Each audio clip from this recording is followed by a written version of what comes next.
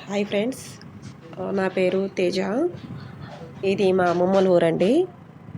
కొత్తపాలెం, మోపిదేవి మండలం అండి. ఇది కొత్తపాలెం. ఇది కట్ట అంటారండి. ఇది రోడ్డు ఈ కట్ట అంటారు దీన్ని. విజయవాడ కట్ట అంటారు దీన్ని. చూసారు అట్ట మునిగిపోయినాయి మొత్తం. ఇక్కడ 400 వరకు హౌసెస్ ఉంటాయి.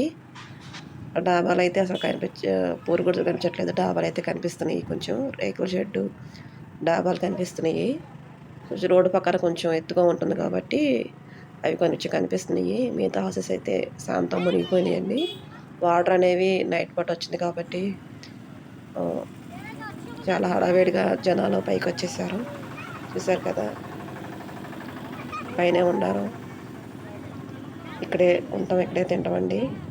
మంచాల్లోనూ తెచ్చుకున్నారు. కొంతమంది అవి కూడా తెచ్చుకోలేదు. ఫుడ్ అనేది గవర్నమెంట్ ప్రొవైడ్ చేస్తుంది. గేదెలు ఆవులు అయితే తెచ్చుకున్నారు. ఇక్కడే ఉంటున్నారండి. చూసారట ఉంటున్నారా. ఇళ్ళని మునిగిపోయినాయండి. జనాలు చూడండి, రోడ్డు మీదే ఉంటున్నారు, కూర్చున్నారు, అక్కడే ఉంటున్నారు.